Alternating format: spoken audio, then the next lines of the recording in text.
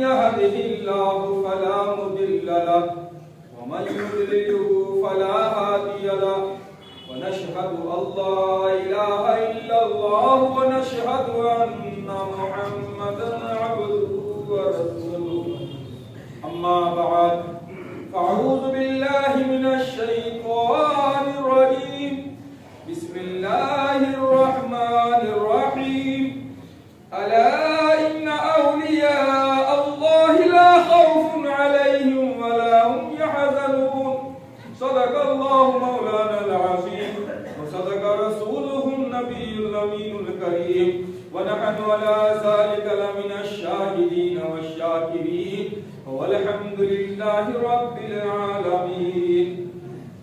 بگرتاب بلا استاد کشتی ضعیفات استاد کشتی بحق خواجہ عثمان ہارونی مدد کن یا معین الدین چشتی اور خواجہ ہند وہ دربار ہے اعلیٰ تیرا خواجہ ہند وہ دربار ہے اعلیٰ تیرا کبھی محروم نہیں مانگنے والا تیرا. بادائے توحید کی مت والوں شمع رسالت کے پروانوں غوث اعظم کے دیوانوں اولیاء امت کے طلبگاروں بے قصوں کی قص بے ساروں کے سارا یتیموں کی والی گنبد خضرا میں آرام فرمانے والے آقا روح فدا محمد مصطفیٰ صلی اللہ علیہ وسلم کی بارگاہ پناہ میں ایک مرتبہ جھوم کر باوجہ بلند مشرف کا نظرانہ عقیدت پیش کریں اور پڑھیں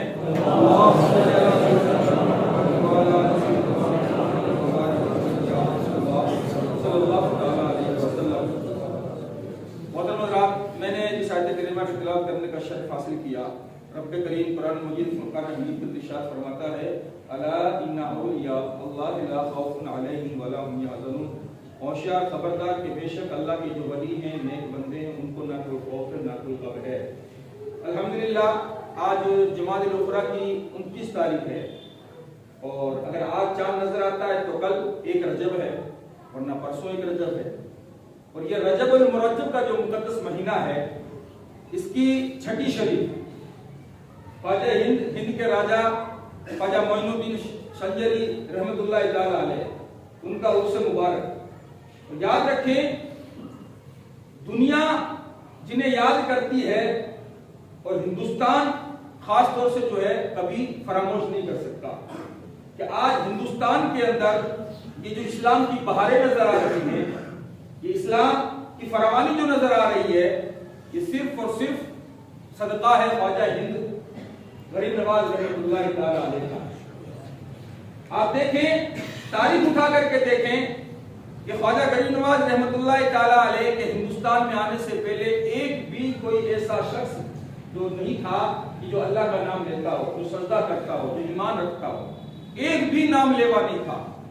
اور ہمیں اپنی قسمت پر فخر ہے کہ وہ خواجہ جو ہند کا راجہ ہے وہ عطائے رسول ہے جس کو میرے ہمارے اور آپ کے آقا صلی اللہ تعالی علیہ وسلم نے جو بھیجا. ہمارے آقا نے ہمیں جو ہے نا خواجہ کو عطا کیا. تو رب قرآن مجید فرقان حمید کے اندر انہی مقدس ذات کے بارے میں اپنے ولیوں کے بارے میں اپنے نیک بندوں کے بارے میں ارشاد فرماتا ہے الا ان اولیاء اللہ لا خوف علیہم ولا هم يحزنون. ہوشیار. اچھا دیکھو رب نے جب اپنے محبوب بندوں کے متعلق جب کچھ کہنا چاہا تو اس سے پہلے اپنے بندوں کو خبردار کر رہا ہے اے بندوں تم ہوشیار ہو جاؤ خبردار ہو جاؤ جو میں کہنے جا رہا ہوں. پھر اس کے بعد میں انا یعنی بے شک جس میں کوئی شک و شبہ ہی نہیں ہے. اے انسان کہیں ذہنوں میں تو شک پیدا نہ کر لینا ان کی کرامتوں کے بارے میں تو سوچ و بچار مت کر لینا. اس لیے رب پھر کہتا ہے کہ تم کوئی شک نہ کرنا. اس کے بعد رب فرماتا ہے کہ جو میرے نیک بندے ہیں جو ولی ہیں انہیں نہ کوئی خوف ہے نہ کوئی غم ہے. آج مارا ماری کا دور ہے. آپ دیکھیں مخالفین بھرے پڑے ہیں. بعض کہتے ہیں کہ ماننا شرک بعض کہتے ہیں جاننا شرک بعض کہتے ہیں نام لینا شرک. ایک چیز بتائیں آپ میرے کو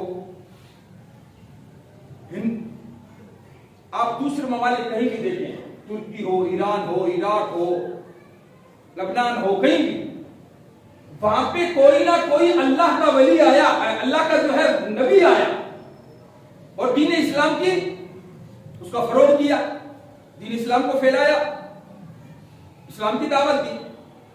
لیکن مجھے بتاؤ کہ ہندوستان میں کوئی نبی آیا کوئی نبی نہیں آیا. اور ہندوستان میں اگر یہ دین پھیلا ہے تو یہ ولیوں کے صدقے میں پھیلا ہے، ان ولیوں نے ہی دین کو پھیلایا ہے۔ تو جو ہندوستان میں رہ کر کے یہ کہے کہ معاذ اللہ خواجہ کے دربار میں جانا شرک، ان کو ماننا شرک، ان کے دربار میں حاضری دینا شرک، تو یہ بتاؤ، اس سے پوچھو کہ تجھے دین کہاں سے ملا، تجھے اسلام کہاں سے ملا، یہ دین کی لازوال دولت تجھے عطا کس نے کی؟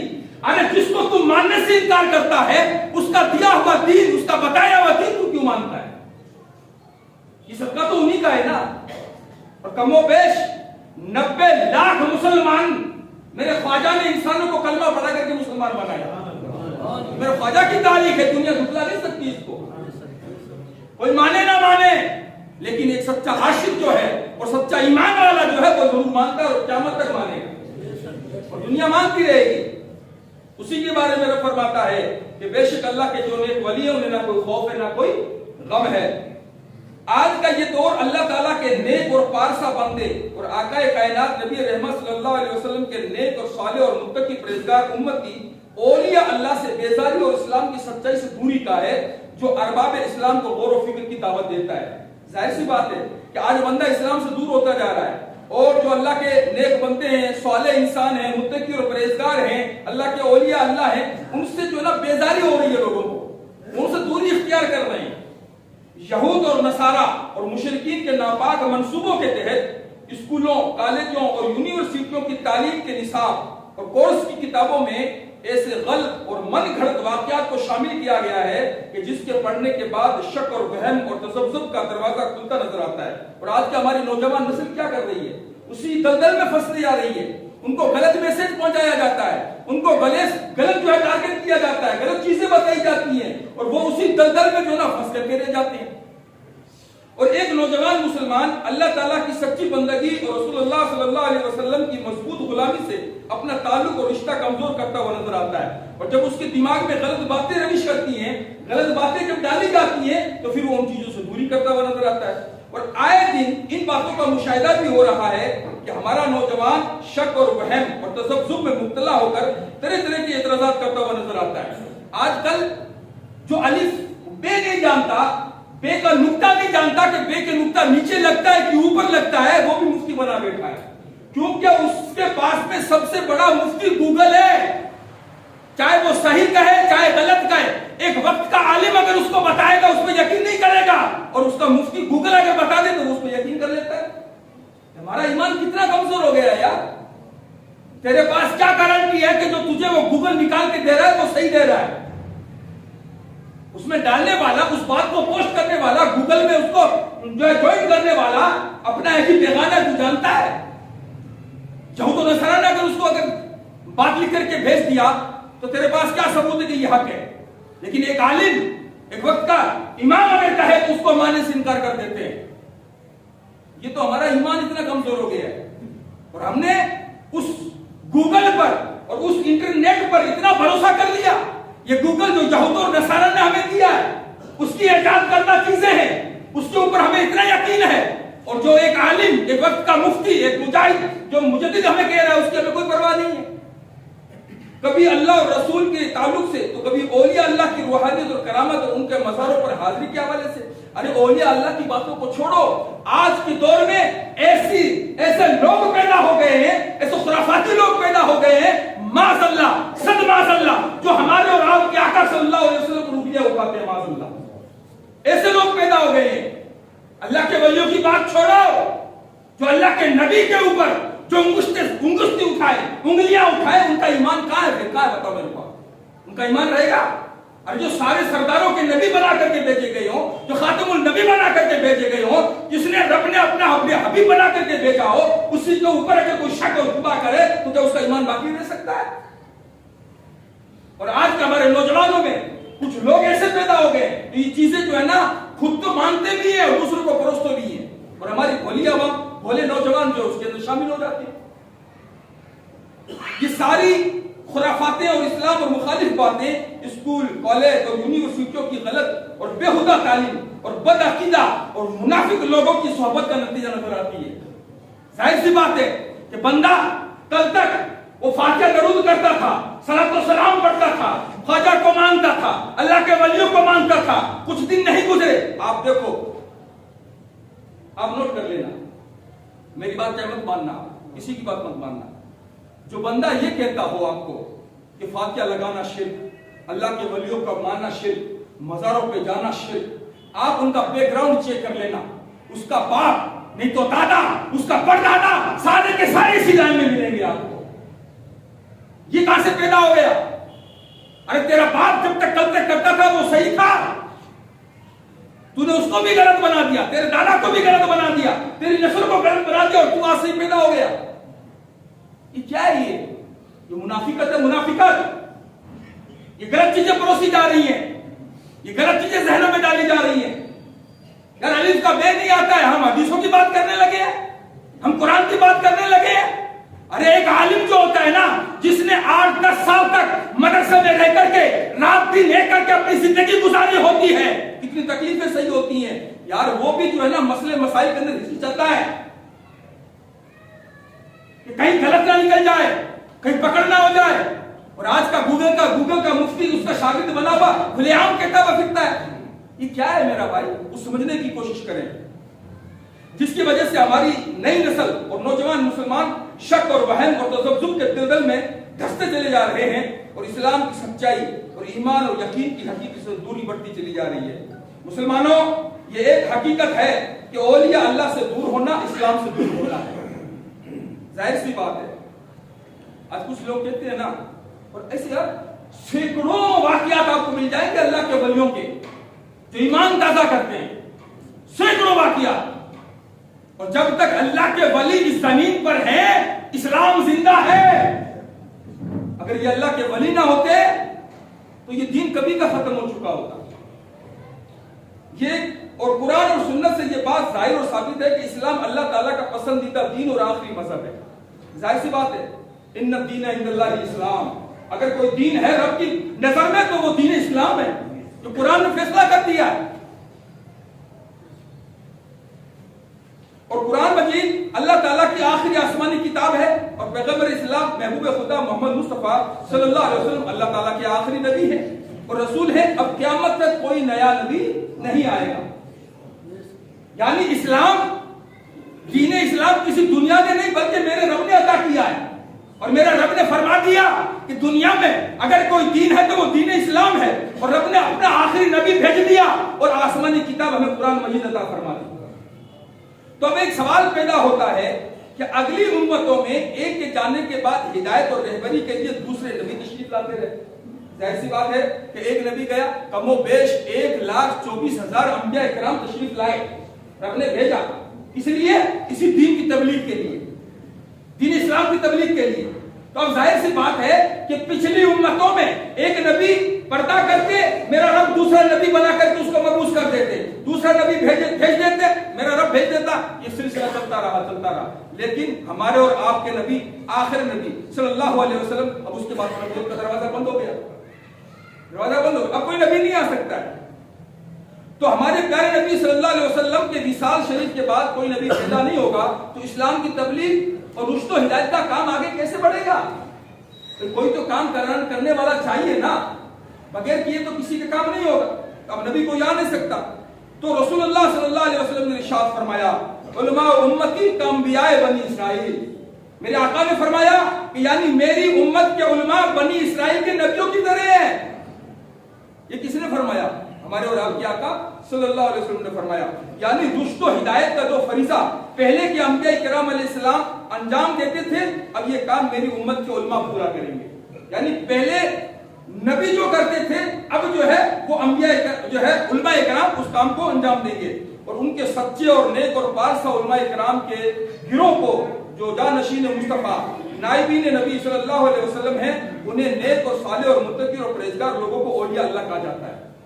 انہیں کو اولیاء اللہ کہا جاتا ہے. تاریخ شاہد ہے، ہسٹری گواہ ہے کہ اسلام بادشاہوں اور امیروں کا مرہون منت کبھی نہیں رہا، بلکہ اکثر مسلمان کہلانے والے بادشاہوں اور امیروں نے اسلام کے پاک اور صاف دامن کو داغدار کیا اور اسلام کی بڑھتی ہوئی طاقت اور قوت کو نقصان پہنچایا. اور آج کا دور دیکھو آپ، ایک سچا آدمی اور حق بات کہہ رہا ہے لیکن اس کی طرفداری کوئی نہیں کرتا ہے. اور اگر ایک پیسے والا آدمی, ایک پہنچ والا آدمی, ایک طاقت اور قوت رکھنے والا آدمی اگر وہ غلط بات بھی کہہ رہا ہو نا تو اس کے دیکھو سینکڑوں سپورٹر ہوتے ہیں, سینکڑوں لوگ اس کی طرف ہوتے ہیں. اور حق کہنے والا اگر وہ غربت کا مارا ہے لیکن بات حق کہتا ہے تو اس کا طرفداری کوئی نہیں کرتا ہے. کیا ہے یہ ہم نے خود نے جو ہے نا اپنے اسلام, اپنے دین کو جو ہے نا کمزور کر رہے ہیں, اپنے ایمان کو کمزور کر رہے ہیں. اللہ نے ان نیک بندوں کو, اپنے ولیوں کو, ان علماء کو اپنے دین کی جو ہے تبلیغ کے لیے بھیجا تاکہ میرے دین کی تبلیغ کریں. اور آج ہم نے جو ہے نا انہی سے انکار کرتے ہوئے نظر آتے ہیں, کسی کی بات ماننے کو ہم تیار نہیں ہوتے. اللہ تعالیٰ کی زمین اور تقویٰ اور طہارت اور نیکی سے آباد ہوئی اور اسلام خوب پھولا اور پھلا تو بادشاہوں اور امیروں کی ذریعے نہیں بلکہ ان پاک اور نیک لوگوں کے ذریعے عمل میں آیا جن کو اولیاء اللہ کہا جاتا ہے. اللہ کے یہ ولی دنیا کے جس خطے میں گئے تو اپنے پیارے نبی صلی اللہ علیہ وسلم کی سیرت اور صورت کی سچی تصویر بن کر گئے اور ان کا وجود مسعود مجسم اسلام تھا. ان کا کردار اور اخلاق محبوب صلی اللہ علیہ وسلم کے کردار اور اخلاق کا صاف و شفاف آئینہ تھا. انہی اللہ والوں کی پاک اور نیک صحبت کی خوشبو سے علاقہ معطر ہو گیا اور کفر اور شرک کے گھٹا ٹوپ اندھیرے ختم ہوئے اور اسلام کا پر نور سویرا طلوع ہوا اور ایمان اور یقین کا اجالا پھیلا. اللہ کے ولی جس راہ سے گزر گئے اسلام کی خوبیوں سے آگاہی دیتے گئے اور ایمان کے نور سے اندھے قلوب کو منور اور مجلا کرتے گئے. انہی اللہ والوں نے اپنے علم اور عمل اور اخلاق اور کردار اور روحانی کمالات اور کرامات کے ذریعے کفر اور شرک اور وہم اور شک کے اندھیروں میں بھٹکنے والے انسانوں پر اسلام کی برکات اور حسنات کو ظاہر روشن کر دیا, جس کے سبب سے گاؤں کے گاؤں, قصبہ قصبہ, شہر کا شہر, ملک کا ملک اسلام کے دامن کرم میں اپنی پناہ حاصل کرتا گیا.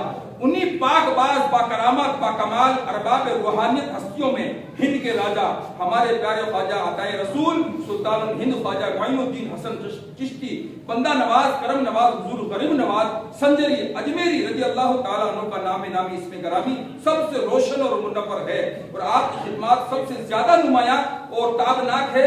ہمارے پیارے خواجہ کی رحمت اور برکت والی ذات پاک نے ہندوستان کے اندر کفر اور شرک اور شک اور وہم اور تذبذب کے اندھیرے ماحول میں اسلام اور ایمان یقین کا چراغ جلایا اور حق اور صداقت کا دیپ روشن کیا اور ایسا دیپ روشن کیا کہ آپ نے 90 لاکھ لوگ جو کفر کے اندھیرے اور دلدل میں پھنسے ہوئے تھے ان کو کلمہ پڑھا کر کے منور اسلام کر دیا, ان کا سینہ جگمگانے لگا.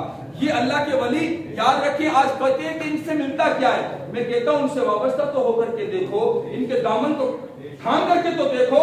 میں کہتا ہوں آپ سوچ نہیں سکتے کہ کیا ملتا ہے. ارے تو چھوٹا تھا بڑا ہو جائے گا, ادنا تھا اعلیٰ ہو جائے گا, ارے تو جاہل تھا عالم بن جائے گا, تو جہنمی تھا تو جنتی بنتا ہوا نظر آئے گا. اور یہ ہزاروں واقعات ہیں. اللہ کی بارگاہ میں دعا کرتے ہیں کہ مولا کریم ہمیں صحیح معنوں میں اللہ اپنے ان محبوب بندوں کی محبتوں کو ہمیں اپنے سینوں میں بسانے کی توفیق عطا فرمائے اور ان کے بتائے ہوئے اور ان کے نقش قدم پر چل کر زندگی بسر کرنے کی توفیق عطا فرمائے. آج ہمارا مخالف جو ہے یہ اعتراض کرتا ہے کہ تم ایسا کرتے ہو, نمازیں چھوڑتے ہو, نمازیں پڑھتے نہیں ہو. اور وہ ارے میرا بھائی نماز نہ پڑھنا اس کی غلطی ہے.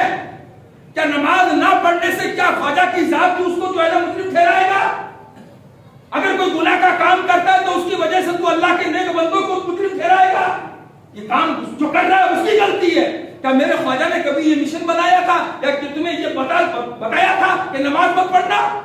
ارے جو غوث یہ کہتا ہو کہ اگر کوئی مسلمان نماز نہ پڑھتا ہو تو اس کو مسلمانوں کے قبرستان میں دفن نہیں کرنا چاہیے. اللہ اکبر. سوچو آج جو نماز نہیں پڑھ رہا ہے, نیک کام نہیں کر رہا ہے, تو اس کی وجہ سے ہم بزرگان دین کو جو ہے اس پہ تہمت لگا رہے ہیں. یہ کہاں انصاف ہے یار؟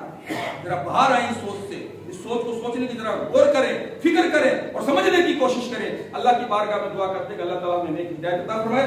آمین.